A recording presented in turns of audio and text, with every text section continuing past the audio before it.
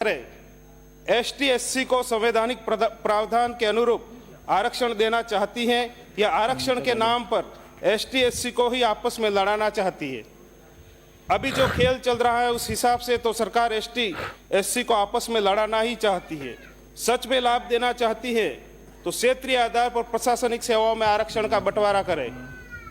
अध्यक्ष महोदय, जब मैं राज्यपाल का अभिभाषण 84 की जनता की उम्मीदों, आशा और सपनों को साथ में लेकर सुन रहा था, इसी अभिभाषण में कडाना बैक वाटर का जिक्र होगा ऐसा मानना था, किंतु कडाना बैक वाटर का जिक्र नहीं हुआ। मुझे सदन में दुखी मन से कहना पड़ रहा है कि जिस पानी के लिए जब माही नदी पर 1966 में से लगा करके 1969 के बीच में जब कडाना बांध बना, उस बांध के समय हमारे आदिवासी लोगों ने अपनी जमीनें छोड़ी, अपना जंगल छोड़ा, अपना परिवार, अपने बच्चों की शिक्षाएं छोड़ी। न जाने कितने परिवार बेघर हो गए, विस्थापित हो गए।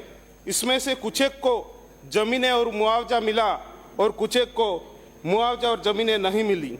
ये कडाना की पानी की जो कहानी है तब से शुरू हुई थी। माननीय अध्यक्ष महोदय, शायद इतिहास में पहली बार जल यात्रा 84 की जनता के द्वारा निकाली गई थी। कडाना बांध बैक वाटर से गेजी घाटा तक 4 दिन की पैदल यात्रा सरकार को संदेश देने के लिए निकाली गई थी। 2022 में 1886 करोड़ की पेयजल परियोजना स्वीकृत भी हुई, लेकिन सरकार बदलते ही काम रुक गया।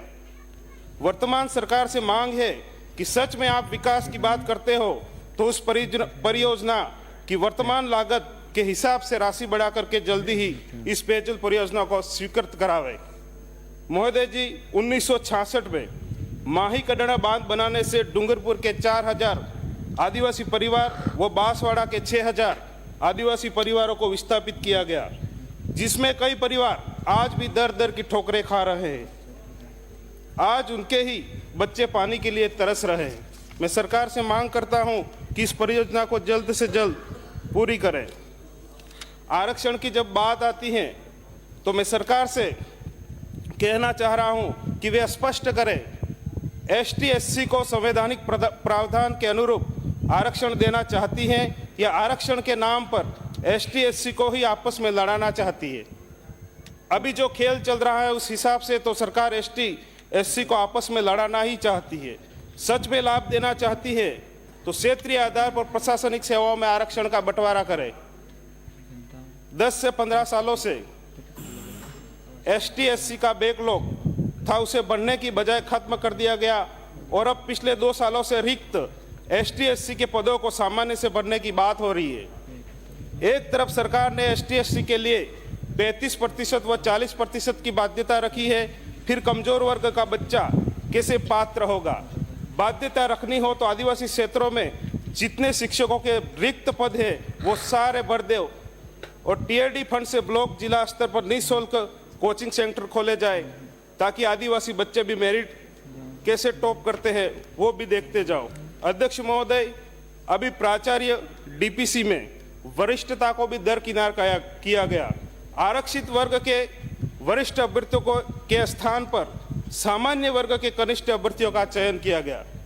डूंगरपुर जिले में कुल 617 सीनियर सेकेंडरी विद्यालय हैं, उसमें से 3188 कक्षा कक्ष है। वर्तमान में 2219 कक्षा कक्षों में कक्षाएं संचालित हो रही हैं, किंतु एक क्लास में वर्तमान में भी 3-3 क्लासों के बच्चों को पढ़ा करके शिक्षक पढ़ा रहे हैं। ये स्थिति बहुत ही गंभीर है दक्षिणी राजस्थान की। वर्तमान में व्याख्याताओं के भी वहां पर 70% पद रिक्त हैं। हमारे डूंगरपुर का सबसे बड़ा कॉलेज जहां 7000 बच्चों पर सिर्फ 13 व्याख्याता है और तकरीबन 22 के आसपास कमरे हैं और उसमें से 13 में से भी 3 व्याख्याता डेपुटेशन पर हैं। हम चाहते हैं कि टीआरडी का अधिकांश बजट शिक्षा पर खर्च किया जाए, क्योंकि भारत का भविष्य विद्या के मंदिरों में पलते हैं। माननीय सभापति महोदय, जलदाय विभाग में पिछले कई वर्षों से तकनीकी कर्मचारियों की भर्ती नहीं हुई है। पिछले सत्र में मंत्री महोदय ने कहा था कि हम जल्दी ही तकनीकी कर्मचारियों की भर्ती जारी करेंगे। विभागीय जानकारी के अनुसार जलदाय विभाग में लगभग 10,000 के करीब तकनीकी कर्मचारियों के पद खाली पड़े हैं।